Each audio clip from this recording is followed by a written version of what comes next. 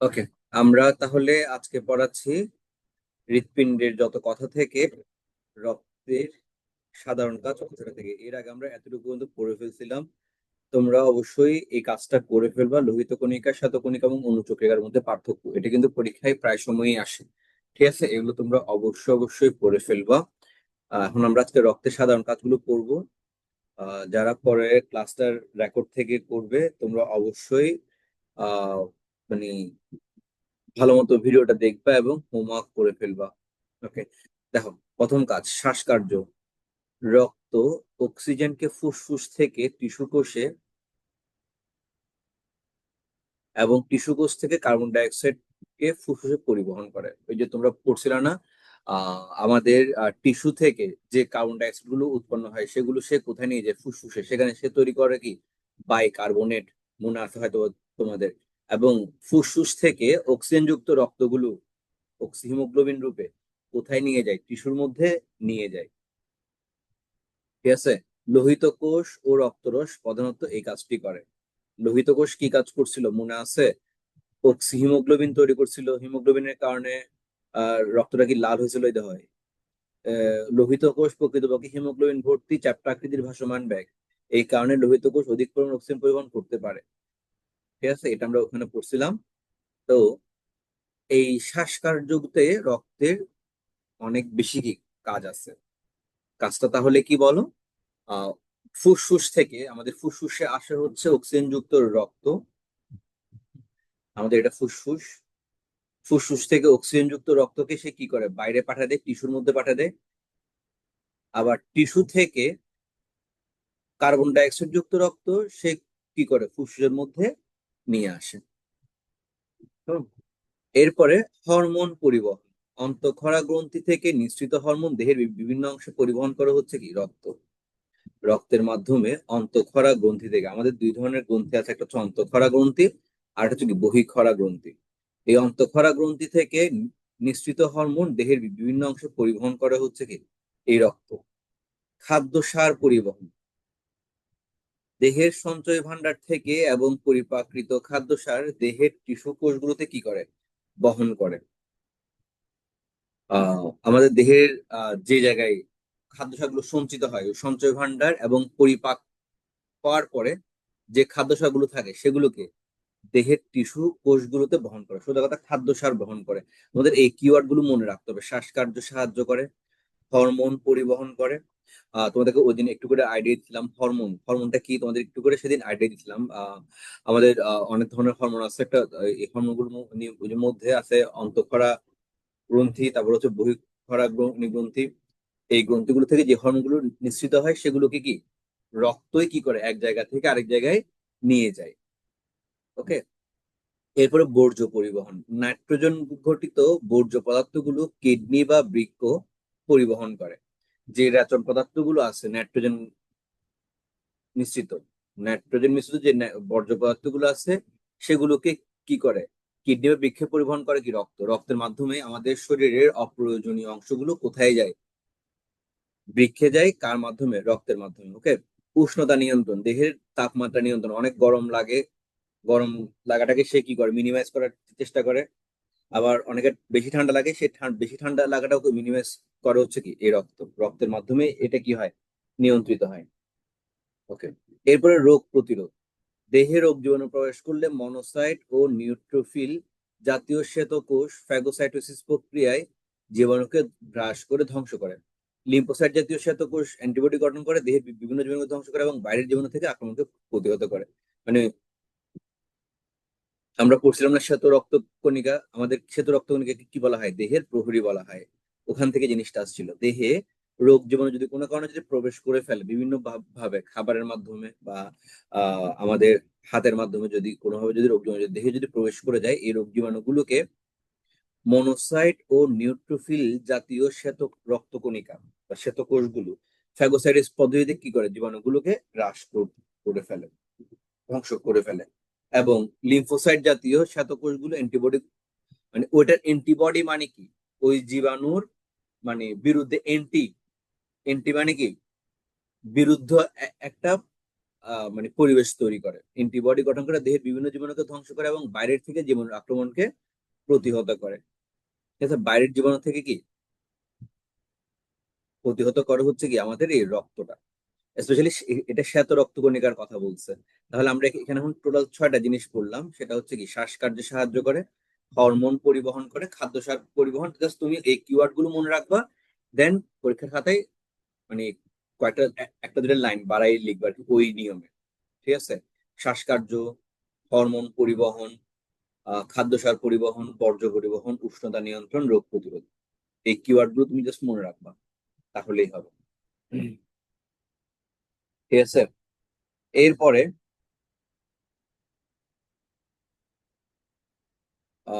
এই চার্টটা তোমাদের এমসিকিউর জন্য খুব বেশি ইম্পর্টেন্ট, পারলে একটু মুখস্থ করে ফেলিও। হ্যাঁ,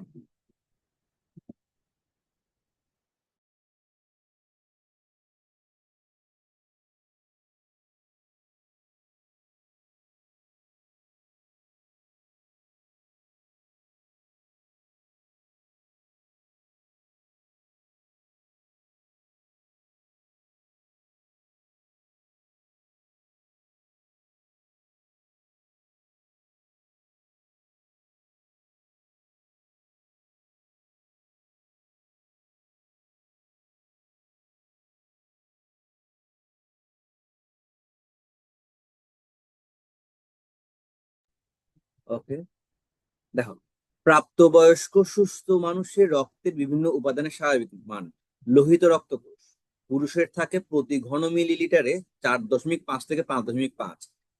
একটু পারলে মুখস্থ রাখিও। আর নারীদের থাকে 4 থেকে 5। এটা অবশ্য নারী পুরুষ দিয়ে না এসে ডিরেক্ট বলে দেয় কি পুরুষের দেহে কতটুকু থাকে বা একজন মানুষের দেহে কতটুকু লোহিত রক্তকোষ থাকে। কি বলবো, 4 থেকে 5 লাখ। 4 থেকে 5 লাখ।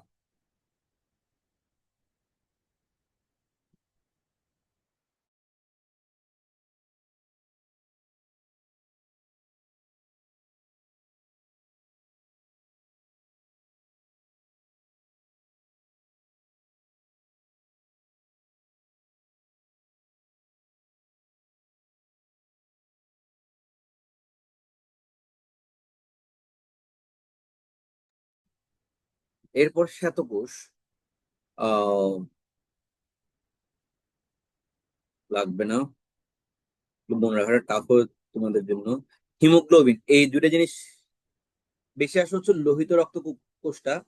আর হিমোগ্লোবিন দেখে নাই কখনো, যদি লাখ খারাপ থাকে তাহলে চলে আসতে পারে। আমাদের মানুষের দেহে হিমোগ্লোবিন হিমোগ্লোবিন থাকে হচ্ছে কত, 14 থেকে 46। এটা বাদ দাও, এটাই সবচেয়ে বেশি ইম্পর্টেন্ট, 4 থেকে 5 লাখ। এই ওয়ার্ডটা একটু মনে রাখবা, 4 থেকে 5 লাখ। ঠিক আছে,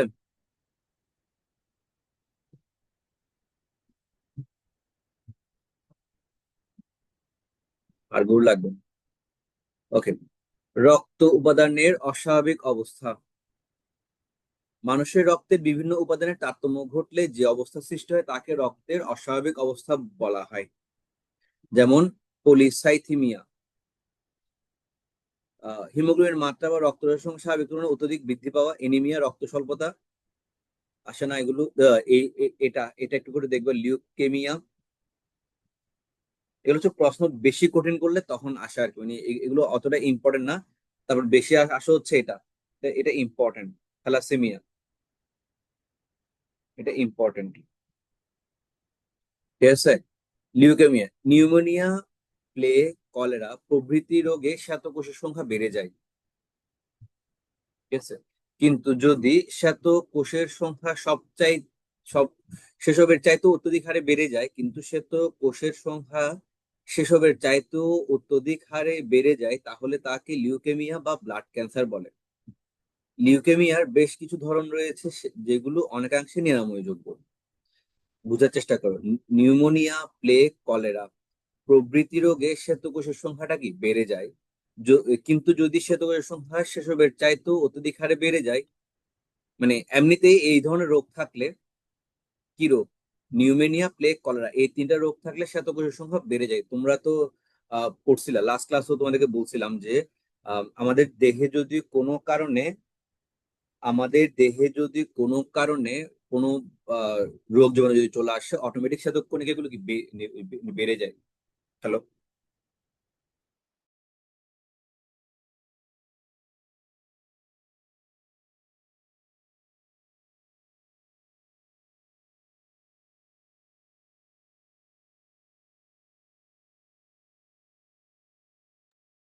সরি। এমনিতে কি কি হয়, আমাদের দেহে শ্বেত কোষের সংখ্যাটা বেড়ে যায় যে কোনো একটা রোগ জীবাণু হলে। কিন্তু যদি শ্বেত কোষের সংখ্যা, মানে শ্বেত রক্তকণিকার সংখ্যা যদি প্রয়োজনের তুলনায় আরো বেশি বেড়ে যায়, তখন সেখানে আমরা সেটাকে কি কি বলবো, ব্লাড ক্যান্সার বা লিউকেমিয়া। ব্লাড ক্যান্সারের অপর নাম হচ্ছে কি লিউকেমিয়া। মানে এটা পরীক্ষায় তোমাদের ব্লাড ক্যান্সার বলতে কি বোঝায়, কথাগুলো মনে রাখতে পারবে। আমাদের মানে স্বাভাবিক রোগ জীবাণু, এই যে রোগাক্রান্ত হলে আমাদের শরীর শ্বেতকণিকার সংখ্যা বেড়ে যায়, কিন্তু যদি শ্বেতকণিকার সংখ্যা যদি প্রয়োজনের তুলনায় মাত্রা অতিরিক্ত বেড়ে যায়, তখন সেটাকে আমরা বলি কি ব্লাড ক্যান্সার বা লিউকেমিয়া। ঠিক আছে, এটা একটু মনে রাখবা। আসলে বলা যায় না কোন কোনটা আসে, তোমরা এগুলো একটু পারলে পড়ে পড়ে নিবা। হ্যাঁ, কিন্তু এই জিনিসটা বেশি থ্যালাসেমিয়া একদম একদম খুব কমন, আসবেই পরীক্ষায় এই ধরনের প্রশ্ন। ঠিক আছে, তোমরা তোমাদের টেস্ট পেপার বা গাইড বই থাকলে সেখানে বোর্ড প্রশ্ন একটু করে ঘেটে দেখিও, এই প্রশ্নগুলো প্রায় সময় আসে। ঠিক আছে, তো তোমরা এগুলো একটু করে পড়ে নিবা। পড়াতে পারলে ভালো হতো দেখি। না, এগুলো অনেক বড় চ্যাপ্টার, শেষ করতে পারবো না না হলে। থ্যালাসেমিয়া দেখো, থ্যালাসেমিয়াটা অনেকেই হয়তো বা জানো, অনেকেই হয়তো বা চিনো, অনেকের আহ পরিচিতদের মধ্যে অনেকজনের শুনবা থ্যালাসেমিয়া আছে। কমন একটা জিনিস। থ্যালাসেমিয়া এক ধরনের বংশগত রক্তের রোগ। এটা একটা বংশগত। এই রোগ আক্রান্ত ব্যক্তির রক্তের হিমোগ্লোবিনের পরিমাণ কমে রক্ত স্বল্পতা সৃষ্টি হয়। এখানে কি হয়েছিল, অত্যধিক হারে বেড়ে গেছিল শ্বেত রক্তকণিকা, আর এখানে হচ্ছে কি রক্তের হিমোগ্লোবিনের পরিমাণটা কি কমে যায়। জাস্ট এই কথাটা তোমরা একটু লিখে রাখো, থ্যালাসেমিয়া। থ্যালাসেমিয়া দিয়ে কথাটা একটু লিখে রাখো, রক্তে হিমোগ্লোবিনের পরিমাণ কমে যাওয়া। থ্যালাসেমিয়া দিয়ে লিখো, রক্তে হিমোগ্লোবিনের পরিমাণ কমে যাওয়া। এভাবে করে যে লিখে রাখো, রক্তে হিমোগ্লোবিনের পরিমাণ কমে যাওয়া। আচ্ছা, হিমোগ্লোবিনের অস্বাভাবিকতার কারণে লোহিত রক্তকণিকা ভেঙে যায়। কারণ হিমোগ্লোবিন কার সাথে রিলেটেড, লোহিত রক্তকণিকার সাথে। তো হিমোগ্লোবিনের যদি অস্বাভাবিকতার সৃষ্টি হয়, যেহেতু কমে যাচ্ছে, আমাদের দেহে যে পরিমাণ হিমোগ্লোবিন দরকার, ঠিক সেই পরিমাণ যদি হিমোগ্লোবিন না পায়, তাহলে রক্ত স্বল্পতা সৃষ্টি হবে। এই কথাটা থেকেই মূলত এটা আসছে। হিমোগ্লোবিনের অস্বাভাবিকতার কারণে হিমোগ্লোবিন যদি অত্যধিক পরিমাণে কমে যায়, তাহলে লোহিত রক্তকণিকা ভেঙে যায়। তখন কিসের সৃষ্টি হয়, রক্ত স্বল্পতার সৃষ্টি হয়। এই রোগটি মানুষের অটোজোমে অবস্থিত প্রচ্ছন্ন জিনের দ্বারা ঘটে। দুইটা জিন আছে, একটা হচ্ছে কি বলেন, একটা হচ্ছে প্রচ্ছন্ন জিন, আর একটা হচ্ছে কি মানে ওয়ার্ডটা মুখ দিয়ে আসতেছে না, মানে একদম যেটা খুব স্ট্রং জিন। একটা প্রচ্ছন্ন, আর একটা হচ্ছে প্রকট। প্রকট। ভেরি গুড, প্রকট জিন। দুই ধরনের জিন আছে, একটা হচ্ছে প্রচ্ছন্ন জিন, আর একটা হচ্ছে প্রকট জিন। ভেরি গুড, এটা কে কে বলছো? মানে অনেক ভালো। স্যার আমি। তুমি কেমনে জানো অর্পা চৌধুরী দীঘা? স্যার ক্লাস 9-এ পড়ছে এগুলো। তুমি অনেক লম্বা হবে জীবনে, অনেক লম্বা হবে। ওকে। এই রোগটি মানুষের অটোজোমে অবস্থিত প্রচ্ছন্ন জিনের দ্বারা ঘটে।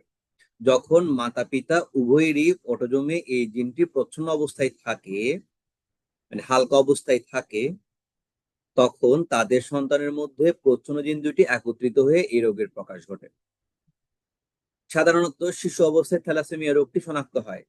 এই রোগের জন্য রোগীকে নিয়মিত রক্ত সঞ্চালনের প্রয়োজন, মানে ওকে আহ রেগুলার কি দিতে হয়, ব্লাড দিতে হয়।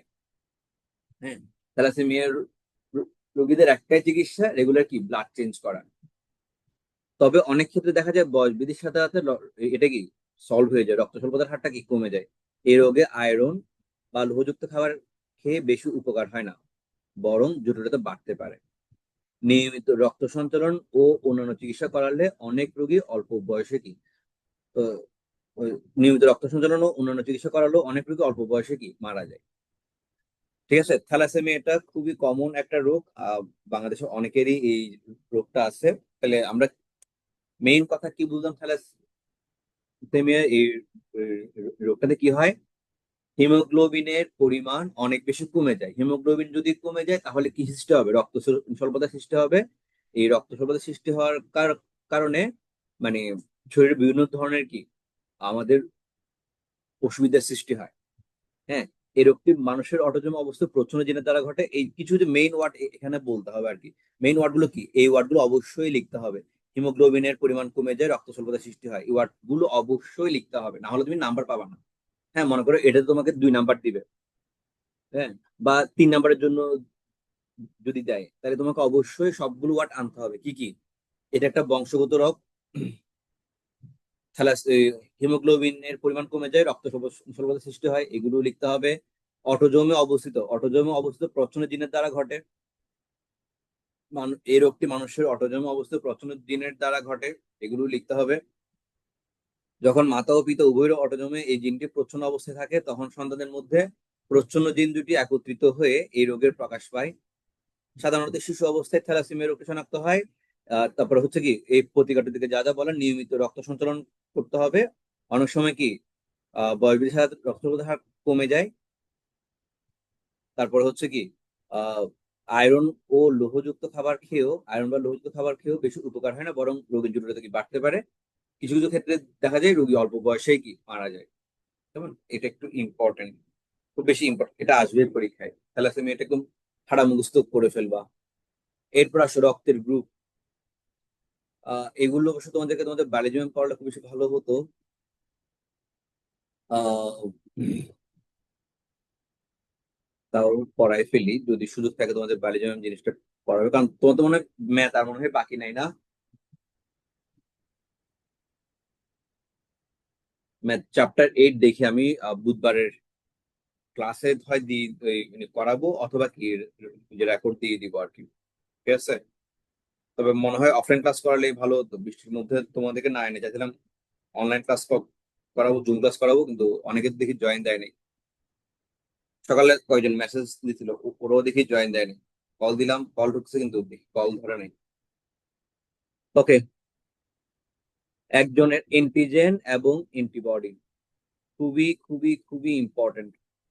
একজনের রক্তের সাথে আরেকজনের রক্ত মেশানো হলে কেন সেটি কখনো কখনো স্বাভাবিকভাবে মিশে যায়, আবার কেন কখনো কখনো গুচ্ছবদ্ধ হয়ে যায়, সেটা বুঝতে হলে প্রথমে আমাদের দুটি বিষয় বুঝতে হবে।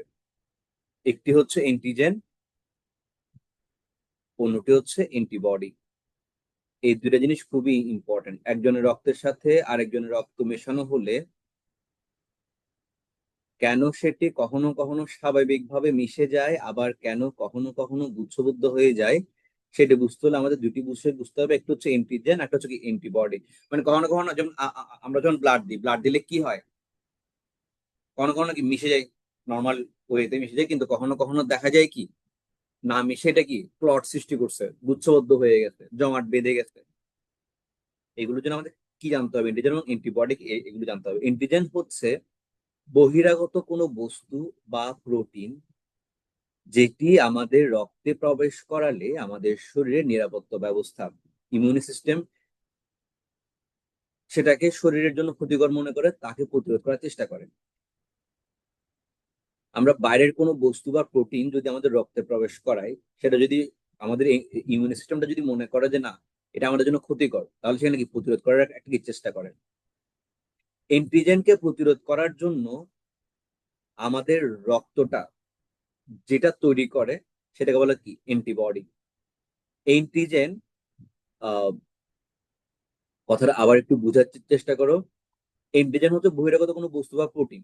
এন্টিজেন হচ্ছে একটা প্রোটিন যেটা আমাদের রক্তে প্রবেশ করালে আমাদের শরীরের নিরাপত্তা ব্যবস্থা সেটার জন্য কি ক্ষতিকর মনে করে তাকে কি প্রতিরোধ করার চেষ্টা করে, এটা হচ্ছে কি এন্টিজেন। আর এই এন্টিজেনের অপোজিট হচ্ছে, মানে প্রতিরোধ করার জন্য রক্ত যে পদার্থ তৈরি করে সেটাকে বলে কি অ্যান্টিবডি। এটা বুঝতে পারছো কিনা দেখো। অ্যান্টিজেন এবং তাকে প্রতিরোধ করার জন্য সৃষ্ট অ্যান্টিবডি যখন একই দ্রবণে থাকে তখন একটি বিশেষ ধরনের বিক্রিয়া ঘটে। মানে দুইটা যদি একসাথে থাকে, এন্টিজেন এবং তাকে প্রতিরোধ করার জন্য সৃষ্ট অ্যান্টিবডি যখন একই দ্রবণে থাকে তখন একটি বিশেষ ধরনের বিক্রিয়া ঘটে। এন্টিজেনকে আক্রমণ করার এই বিক্রিয়াকে অ্যান্টিবডি অ্যান্টিজেন বিক্রিয়া বলা হয় এবং রক্তের মাঝে এই বিক্রিয়ার কারণে রক্তকোষগুলো গুচ্ছবদ্ধ হয়ে যায়, মানে জমাট বেঁধে যায়।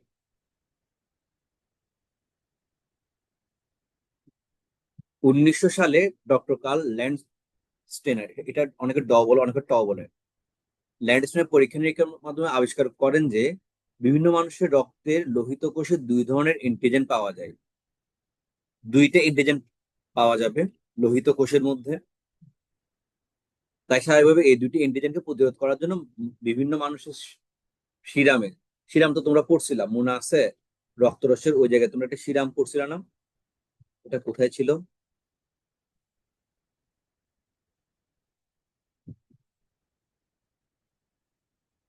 সিরামটা এই যে তোমরা এটা পড়ছিলা কিন্তু। রক্ত থেকে রক্তকোষ এবং রক্ত বাঁধার জন্য প্রয়োজনীয় যে প্রোটিন সেটাকে সরিয়ে নিয়ে ফেললে যে তরলে চলে যায় সেটাকে কি বলে? সিরাম বলে। রক্ত থেকে রক্তকোষটা মানে নিয়ে নাও, আর হচ্ছে কি যে প্রোটিনটা আছে সেটা যদি নিয়ে ফেলো যেটা থাকবে সেটাকে বলে কি সিরাম। ওকে, রক্তরস আর শিরার মধ্যে কিন্তু পার্থক্য আছে। তো আমাদের লোহিত কণিকায় যে দুইটা এন্টিজেন থাকে, এই দুইটা এন্টিজেন প্রতিরোধ করার জন্য বিভিন্ন মানুষের সিরামে দুইটি অ্যান্টিবডি পাওয়া যায়। লোহিত কোষে থাকা এই দুটি অ্যান্টিজেনকে এ ও বি নাম দেওয়া হয়েছে। তোমরা নিশ্চয়ই বুঝতে পারছো একজন মানুষের রক্তের লোহিত কোষে যদি এই অ্যান্টিজেন থাকে তাহলে কোনোভাবেই তার রক্তে এই অ্যান্টিজেন এর অ্যান্টিবডি থাকতে পারবে না, অপোজিটে থাকবে। যদি থাকে তাহলে এই অ্যান্টিবডি নিজেই নিজের রক্তের লোহিত কোষকে আক্রমণ করে মৃত্যুর কারণ হয়ে যাবে। এই অ্যান্টিজেনের অ্যান্টিবডি না থাকলেও বি অ্যান্টিজেনের অ্যান্টিবডি থাকবে। কথাটা বোঝার চেষ্টা করো। তোমার থেকে আছে মনে করে এ অ্যান্টিজেন, তাহলে তোমার থেকে কখনো এ অ্যান্টিবডি থাকবে না, তোমার থেকে থাকবে কি বি অ্যান্টিবডি। একইভাবে যে রক্তের লোহিত কোষে বি অ্যান্টিজেন থাকে, তোমার থেকে যদি বি অ্যান্টিজেন থাকে তাহলে তোমার অ্যান্টিবডি থাকবে হচ্ছে কি এ, বা এ অ্যান্টিজেনের অ্যান্টিবডি থাকবে, অপোজিটে থাকবে। কারণ এন্টিজেন এবং অ্যান্টিবডি পরস্পরের কি বিপরীত। একটা এন্টিজেন তোমার অপর অ্যান্টিবডিটাকে কি করে দিবে, মেরে ফেলবে, নষ্ট করে ফেলবে। তাই অপোজিট অ্যান্টিবডিটা থাকে। ঠিক আছে, এক মিনিট সময় দাও, তোমরা এটা একটু করে পড়ো। যদি যদি এই অ্যান্টিজেন থাকে আমাদের তৈরি হবে, আমাদের ওখানে কি থাকবে, বি অ্যান্টিবডি থাকবে। আমাদের শরীরে যদি বি অ্যান্টিজেন থাকে তাহলে সেখানে কি থাকবে, অ্যান্টিবডি থাকবে। ঋত্বিকা দত্ত, কথা কি ঠিক নাকি বেঠিক?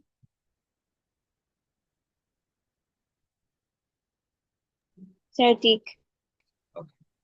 এখন দেখো আমরা গ্রুপগুলোকে কিভাবে করে ভাগ করব। দেখো টোটাল 4টা গ্রুপ আছে। গ্রুপ এ রক্তের গ্রুপ, আমরা বলি না এ গ্রুপ, যদি বলি A positive A negative, positive negative পড়া আগে জাস্ট এটা বুঝো। এ গ্রুপ, রক্তের গ্রুপ বি, রক্তের গ্রুপ এ বি, রক্তের গ্রুপ কি ও। এ গ্রুপের রক্তে কি থাকে, অ্যান্টিজেন এ, তাহলে তার সেখানে কি থাকবে না, এ অ্যান্টিবডি থাকবে না, এ অ্যান্টিবডি থাকবে, বি অ্যান্টিবডি থাকবে। রক্তের গ্রুপ যদি বি হয় তাহলে অ্যান্টিজেন হচ্ছে কি বি, অ্যান্টিবডি হচ্ছে কি এ। রক্তের গ্রুপ যদি এ বি হয় তার মানে তার মধ্যে অ্যান্টিজেন এও আছে, অ্যান্টিজেন কি বিও আছে, তাহলে কোনো অ্যান্টিবডি তার থাকবে না। রক্তের গ্রুপ যদি ও হয় তার মানে এ আর বির মধ্যে কোনোটাই নাই, তাহলে তার মধ্যে কি কি থাকবে, দুইটারই অ্যান্টিবডি থাকবে। এটা আশা করি তোমরা বুঝছো। এখন তোমরা নিজেরাই বলতে পারবে কোন মানুষের কোন গ্রুপে রক্ত দেওয়া সম্ভব। ও গ্রুপের লোহিত কোষ যেহেতু কোনো অ্যান্টিজেনই নাই, তাকে যে কোনো গ্রুপেই তাকে যে কোনো গ্রুপে কি দেওয়া সম্ভব। সেই গ্রুপে যে অ্যান্টিবডি থাকা কোনো ক্ষতি করা সম্ভব নয়, এই জন্য ও গ্রুপকে বলা হয় ইউনিভার্সাল ডোনার। ও কি ডোনার, সবাইকেই দিতে পারবে রক্ত, এটাই বলছেন। আবার অন্যদিকে এই বি গ্রুপের রক্ত নিজের গ্রুপ ছাড়া অন্য গ্রুপকে দেওয়া সম্ভব নয়, কারণ সব গ্রুপে কোনো না কোনো অ্যান্টিবডি আছে। যেমন এ গ্রুপে এ গ্রুপে আছে হচ্ছে কি বি অ্যান্টিবডি, বি গ্রুপে আছে হচ্ছে কি এ অ্যান্টিবডি, তাই না? সেজন্য আহ দেখে শুনে দিতে হবে। তো এখানে কি বলছে, আবার আমরা যদি গ্রহিত দৃষ্টিকোণ থেকে দেখি তাহলে উল্টোটা দেখতে পারবো, ও গ্রুপ কারো রক্তই নিতে পারবে না, ও সবাইকে দিতে পারবে। এই ও কি সবাইকেই দিবে, সেজন্য তাকে বলা হচ্ছে কি ইউনিভার্সাল ডোনার। এটা এমসিকিউর জন্য আসতে পারে, আবার 2 নম্বর প্রশ্নের জন্য আসতে পারে। কাকে ইউনিভার্সাল ডোনার বলা হয় এবং কেন বলা হয়? 2 নম্বরের জন্য আসলে ছোট করে লিখবো, আর যদি 3-4 নম্বরের জন্য আসে তাহলে কি পুরো কথাটাই লিখতে হবে। এখানে এই যে ইন্টিজার ইন্টিগ্রেটের কথাগুলো ছোট করে লিখতে হবে, ঠিক আছে? আর যদি 2 নম্বরের জন্য দেয় তাহলে হচ্ছে কি ও সবাই থেকে কি সবাইকে দিতে পারবে। আর অপরদিকে এই বি কে বলা হয় কি ইউনিভার্সাল অ্যাকসেপ্টর, ও সবার থেকে নিতে পারবে, কিন্তু কাউকে কি এই বি ছাড়া আর কাউকে সে দিতে পারবে না। বুঝতে পারছো এই জিনিসটা ক্লিয়ার কিনা দেখো। তো এটাকে ওরা একটা চার্ট করছে। এই যে এখানে দাতা কারা, ও দেখো, ও সবাইকে দিচ্ছে, ও নেগেটিভ সবাইকেই দিচ্ছে। O positive, A B positive, A positive, B positive, O positive সবাইকেই দিচ্ছে। B negative, A B positive, A B negative, B positive, B নেগেটিভকে দিতে পারবে। B positive, A B positive, B পজিটিভকে দিতে পারবে। অপরদিকে এ নেগেটিভ, মানে নেগেটিভ দেখো সবাইকেই দিতে পারতেছে। খেয়াল করো, এই দেখো এই নেগেটিভটা,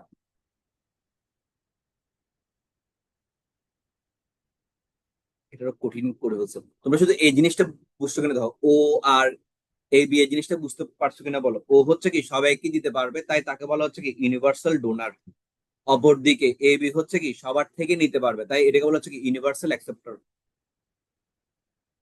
পারবা বলতে পারো, মানে এটা কি বলতে পারবা তোমরা?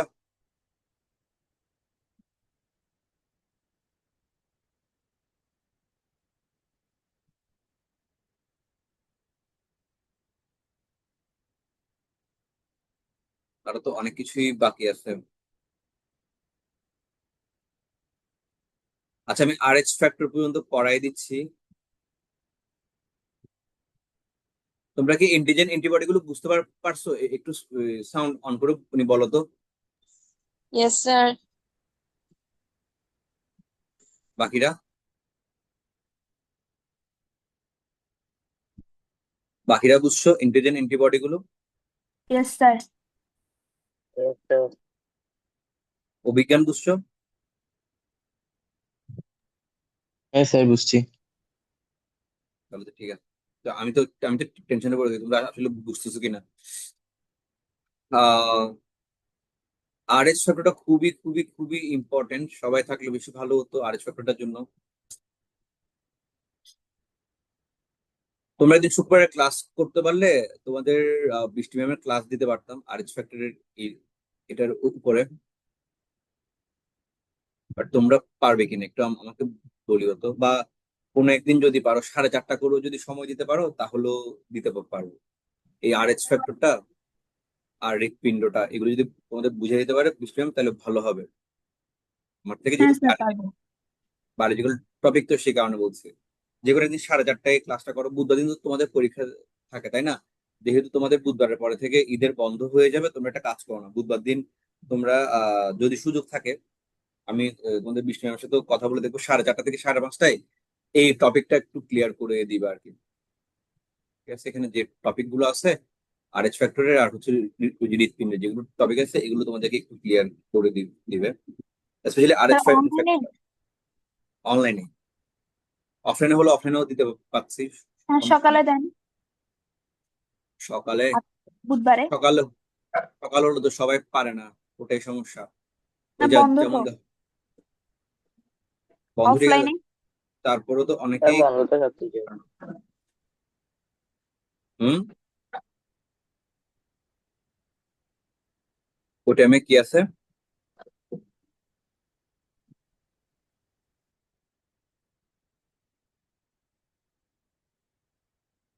আচ্ছা, কি বলছো আমি ঠিক বুঝি নাই যদিও। তোমরা আমাকে তাহলে জানো, যদি সুযোগ হয় তাহলে আমি তোমাদের একটা ক্লাস দিয়ে দিব আর কি ওটার উপরে। তবে এগুলো তোমরা একটু যতটুকু পড়াইছি মুখস্থ করে ফেলবা, ঠিক আছে?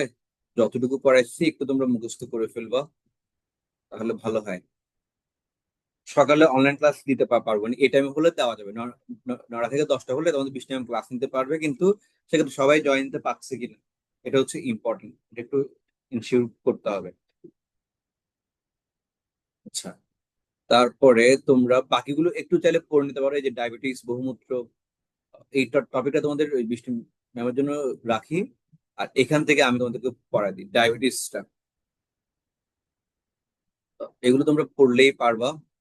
ডায়াবেটিস মূলত কি রোগ, কেন হয় একটু করে দেখে নাও।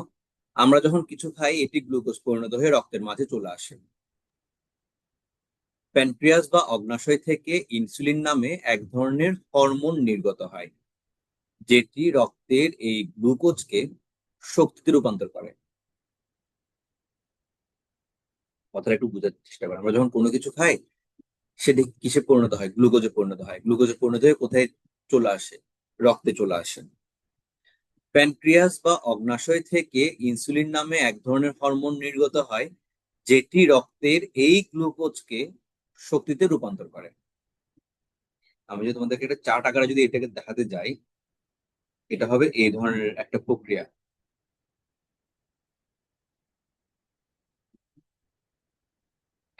স্যার আমার 9টা ইনকমপ্লিট। আইতোপাল, তোমাকে আমি এটা নিয়ে কথা বলছি তো, দুর্যোগ নিয়ে তুমি পারবা। তারপরে আমি তোমাদের পরীক্ষার আগে এটা শেষ করা দিব, মানে এর মধ্যে এটা শেষ করা দিব। দুর্যোগ নিয়ে যেটা বলছো এটা তুমি একবার রিডিং করে দাও। আইতোপাল, শুনতেছো আমার কথাটা? হ্যাঁ স্যার। তুমি আগে একবার যে রিডিং করে দেখো, তারপরে ওখানে যে যেগুলো যেগুলো সমস্যা সেগুলো আমি তোমাকে একবার বুঝাই দিব আর কি। বুঝতে পারছো?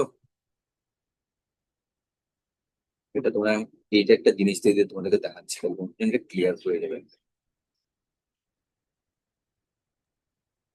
আচ্ছা।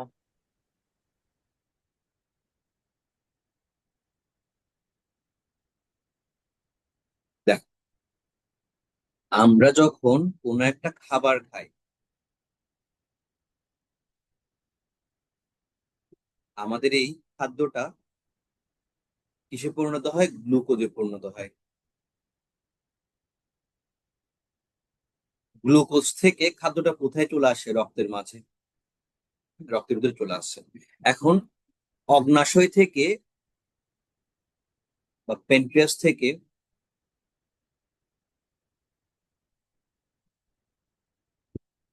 কি নিঃসৃত হয়? ইনসুলিন। এই ওয়ার্ডটা একটু মাথায় রাখ। দেখবা যাদের ডায়াবেটিস আছে ওরা কি ইনসুলিন নেয়? সেটা কি কারণ একটু পরে বলছি। দেখো, খাদ্য থেকে আমরা পাই কি? গ্লুকোজ। এই গ্লুকোজটা, এই গ্লুকোজটাকে ইনসুলিন, মানে অগ্নাশয় থেকে যে ইনসুলিনটা বের হয়, সেই ইনসুলিনটা রক্তের এই গ্লুকোজটাকে শক্তিতে রূপান্তর করে। গ্লুকোজটা কিসে পরিণত হয়?